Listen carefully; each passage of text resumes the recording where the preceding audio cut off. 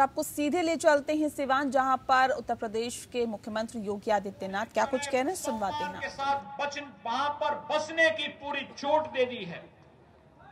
अगर बिहार का नौजवान श्रीनगर के अंदर कार्य कर रहा है, सर्विस कर रहा है, सेना में, पुलिस में, प्रशासनिक सेवा में या व्यवसाय कर रहा है, क्योंकि बिहार कहां नहीं है, पूरी दुनिया में तो बिहार छाया हुआ है।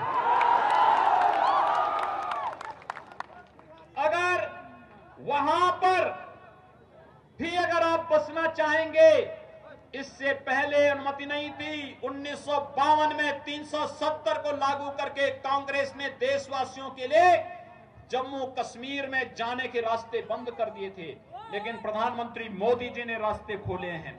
एक भारत श्रेष्ठ भारत की परिकल्पना प्रधानमंत्री मोदी जी की।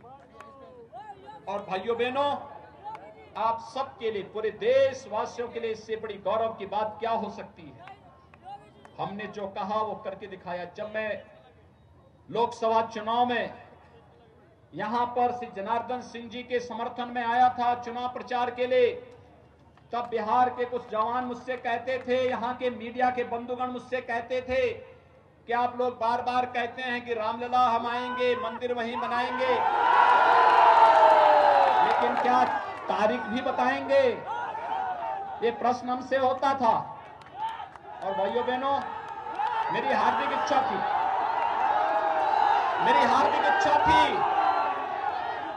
अयोध्या में भगवान राम के भव्य मंदिर के शिलान्यास में बिहार के हर गांव का प्रतिनिधित्व हो, यह मेरी हार्दिक इच्छा थी। लेकिन एक कोरोना संक्रमण के नारे, कोरोना महामारी के नाते भाइयों बहनों, हमने शुभ मुहूर्त में संजोग, आप देखिए कितना अच्छा संजोग बैठता है। 5 अगस्त 2019 कश्मीर से धारा 370 सदैव के लिए समाप्त हो जाती है, और 5 अगस्त 2020 500 वर्षों का हिंदू समाज के जो भावनाएं थी, जो टीस थी, उस टीस को दूर करते हुए प्रधानमंत्री मोदी जी के द्वारा अयोध्या में भगवान राम के भव्य मंदिर के निर्माण का शिलान्यास कर दिया जाता है। 5 अगस्त 2020 अयोध्या में भगवान राम के भव्य मंदिर के निर्माण का मार्ग प्रशस्त होता है। ये चीजें बताती हैं कि भारतीय जनता पार्टी जो कहती है वो करके दिखा देती है, और हम लोगों ने करके दिखाया। अगर यहां पर एनडीए की सरकार नहीं होती, नीतीश कुमार जी मुख्यमंत्री नहीं होते, तो यहां का माफिया जेल के अंदर सड़ना नहीं होता। वो भी सत्ता के गलियारों में रह करके बिहार के अंदर मुंह पर खसोट के एक नई यहां की पीढ़ी को खराब कर रहा होता। और भाइयों बहनों, हमने तो उत्तर प्रदेश में माफियाओं के छाती पर ही बुलडोजर चलाना शुरू कर दिया।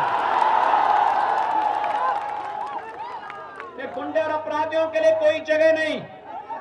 इन्होंने गरीबों को लूटा है, व्यापारियों को लूटा है, व्यापक अराजकता फैलाई है, विकास के कार्यों को इन्होंने लूट करके विकास से वंचित किया है। और इसलिए कानून के दायरे में रह करके जितनी सख्त कार्रवाई इनके खिलाफ की जा सकती है, उतनी सख्त कार्रवाई इनके खिलाफ की जानी चाहिए, और ये कार्रवाई हम लोग कर रहे हैं। और मैं फिर आपसे कहने के लिए आया हूं कि भाइयों बहनों, विकास, बिहार का विकास और बिहार का उत्थान नीतीश कुमार जी के नेतृत्व में एनडीए सरकार ही करेगी। और जिससे भारतीय जनता पार्टी ने श्री देवेश कांत सिंह जी को अपने प्रत्याशी के रूप में आपके बीच में यहां पर उतारा है। भाइयों बहनों, मैं आप सबसे अपील करने के लिए आया हूं। देवेश कांत जी भारतीय जनता पार्टी के सर्वथा योग्य प्रत्याशी के रूप में आपके बीच में हैं, और आप सबसे मैं अपील करूंगा, यह आयोजन बिहार विधानसभा का चुनाव तब हो रहा है जब हमारे पर्व और त्योहार भी साथ साथ चढ़ते जा रहे हैं। अभी आपने शारदीय नवरात्रि और विजयादशमी के आयोजन को संपन्न किया है। और अभी दीपावली आने वाली है, फिर छठ का पूजन आने वाला है। ये सभी आयोजन एक साथ भव्यता के साथ मनाने हैं। तो अपने पर्व और त्योहार को जितनी भव्यता के साथ आप मनाने की तैयारी कर रहे हैं, भाइयों बहनों, उतनी ही भव्यता के साथ लोकतंत्र के पर्व को भी मनाने की आवश्यकता है। और मनाने के लिए आवश्यक है उस प्रकार के योग्य पात्र प्रत्याशी को ही हम अपना वोट देंगे।